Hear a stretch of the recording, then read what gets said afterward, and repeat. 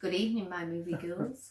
Tonight is day 18 of Halloween Countdown, 31 films in 31 days. This evening, we watched... Scream 3, Sydney.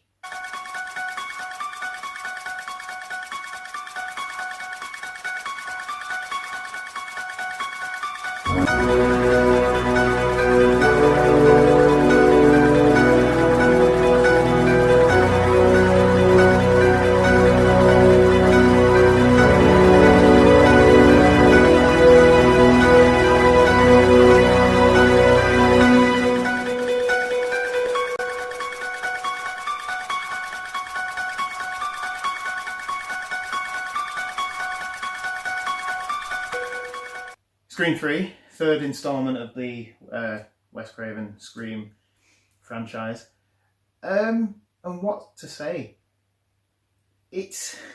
Scream is a brilliant example of a horror maker parodying his own works. And this one, the third one, which in itself says that it's going to be bigger and completely different, goes all out to parody itself. To the point of having like the director Roger Corman in the film and Jay and Silent Bob. Who else was in it? There's loads of people in this film, and it's you watch it and you do laugh, but it's still done with a straight face. You get some throwbacks as well, don't you, to the original Scream films. It basically it's the same old genre, isn't it? Of what happened. She's manning like a helpline for people in, like you said, in the middle of nowhere, and then she starts to get this call and she realises it's I don't know, someone else now, Ghostface. Yeah, Ghostface basically. And at the time it's happening, there's Stab 3 is being filmed in LA. Yeah. And then things start happening on the set, so people start being killed and the order that they die in the film. In the script, yeah. So obviously it's all that's in the news and stuff, so it gets back to her. The person doing the killing's trying to get to Sydney. So the person is trying to get at Sydney. Eventually, the main characters start coming back. So Gail Weathers is there helping the police. Is it Patrick Dempsey? Patrick Dempsey's the copper, yeah. He's one of the coppers. David Arquette is in it, like you've already said. All sort of the original cast who haven't died. In it, and including Cotton, Cotton Weary, Lee Schreiber. It kind of starts with him. Yeah. But spoilers, he dies very early on. Yeah, he's the kickoff, isn't he? Yeah. And I said I was a bit surprised he'd come back for that, but we also see Jamie Kennedy. Yeah, Jamie Kennedy is back as a sort of a bit of a cameo where he's saying, if you're watching this, I'm dead and I didn't make it. And I actually loved that bit. I did, really liked too. It. And it's, again, we mentioned Doctor the other night, but this sort of has a bit of a similarity to the Blink episode where the Doctor's on the TV screen and he reacts because Jamie Kennedy says something and Dewey responds and then he shouts back at him. Twice, I think. Yeah. And he it's goes, funny. no way. And he's like, you leave her alone. She's a really nice girl. So it's quite funny and it's very... it took you back to the first two films, didn't it? It's nice to see them link it up. Yeah. But it keeps you guessing, loads of red herrings in it. So there's quite a few people who are quite strange. And you just think, oh, well, why are they doing that? And it's always with Screaming it.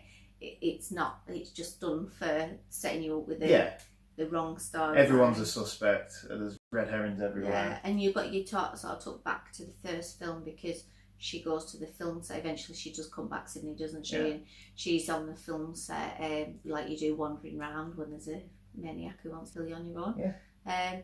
And she's in the house and everything, and you hear them echoing sort of the lines that they said in the first. So it is quite a nice little touch. But I mean, I don't know when the first film was out. This was 2000, wasn't it? Same year as Blade. Crikey. Or possibly around that time because I remember renting it on video. Oh, right. I think it was 96, 95. Yeah, something like that. But it doesn't feel like much time has passed. No, it doesn't. And they don't look much different. I mean, no, don't ask me what on earth is going on with Monica Geller's hair. Gail Weathers. Yeah. It's awful. I really liked the character, I don't know what the actress is called, but who plays Gail Weathers in the film. Parker Posey. She she's played the villain woman in Superman Returns with Lex Luthor. Yeah, she's really funny in this, actually. Yeah. She made me giggle, and she was sort of following her around and doing all the stuff. And again, because like there's a scene where the two Gail Weathers go hunting for information. I can't really remember what they were looking for, but they come across someone down in the records department, and it's Carrie Fisher playing an actress who looks like Carrie Fisher, who missed out on Star Wars and is really bitter. But yeah, and then like there's mentions of Brad Pitt. Yeah, Brad Pitt and well, it's like subtle nods, isn't it? Like, oh, it didn't work out with Brad Pitt, and that character's called Jennifer in the film. And there's also an Angelina in the film. But it was before Mr. and Mrs. Smith, but we kind of looked at each other and a bit of foresight there from Scream 3. And there's also like nods to the whole Weinstein stuff as well. Yeah, which is funny because it was distributed by Dimension Films, which was owned by the Weinsteins. So. Yeah, because it touches on the film. So basically, the big plot spoiler is it's the director of the film Scream 3. No. Yeah. But he actually turns out to be Sydney's half brother. Yeah, Sydney's half brother. Her mum was an actress in like the 70s, and did all these really rubbish B-movie horror films, which the big company executive even. That's twice I've done that. He sort of picked her up out of nowhere, but took her to the house, and I think she was basically raped. Yeah. And the baby, the son, was given out away to adoption, and her mum went back to town and started a different life. And when he went to present himself just before the first Scream movie, she kind of said, "No, that woman's dead," because she had her actress name.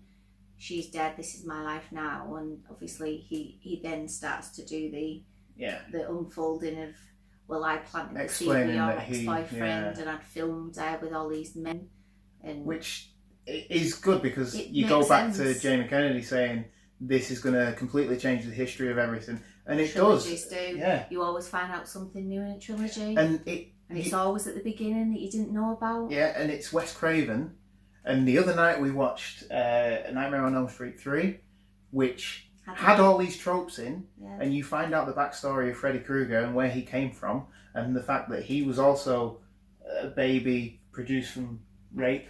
Yeah. And there was an arcade in that. So it's all linked. Everything's good. Mental. Yeah. No, I did quite enjoy it. Yeah, I did. And it was weird because when we've watched a few like strange ones, and like last night was quite a hard going one because 28 weeks later it's quite a heavy, it's not an easy going film. And tonight when I realised it was Scream 3, it was like, oh, it's Scream 3. And I felt quite a bit, oh, good. Something a bit light-hearted. The strange thing is, I said to you, oh, it's Scream 3. And I don't know why every time we do a Scream film, I feel like I can't be arsed with it. But then when I'm watching it, I get really into it. I was like, oh, it's Scream 3, good. And I was thinking, and I actually have never seen this film. Have you not? No, I don't. If I have, I've totally forgot everything about it. Strangely, I think possibly, I haven't seen the fourth one, but it's the only film with one killer. Whereas the last two had two. I did enjoy it. There's quite a lot of stars in it as well. The guy out of Millennium and Alien. Lance Henriksen. He's the movie geek. The studio exec.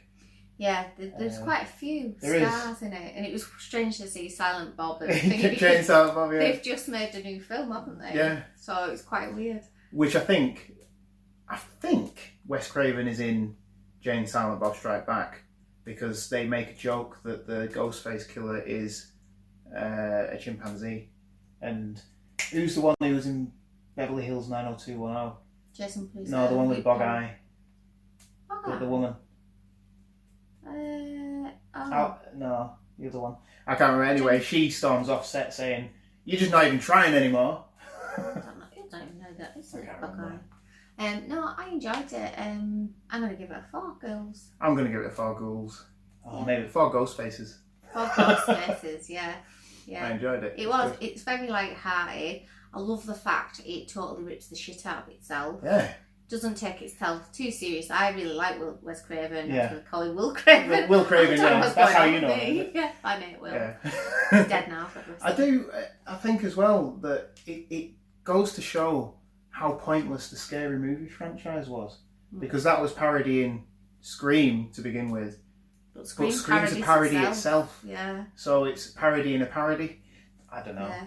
I just like all the in-jokes, like they're taking the mick out of you change your name, and like the actors, when you look at them, they change their own names, the real names are rubbish too, so they are all just poking fun at each other, and it's an easy watch. Yeah, it's not scary, but it's just easy going, and I did enjoy it. So yeah, it is thought good, for me. I enjoyed it too.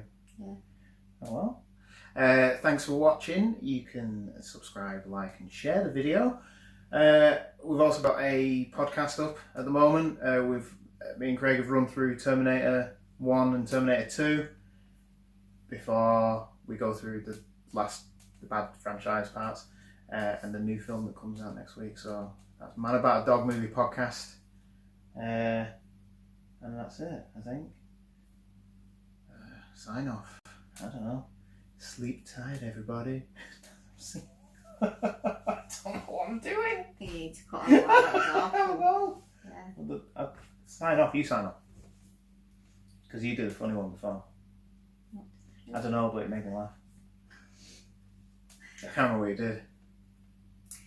What? I don't know. So, what do you say? Thanks for watching. Yeah. Thanks for watching. And see how hard it is? Yeah. Yeah. Thanks for watching. Sydney. I'm gonna cut you like a fish. See you tomorrow.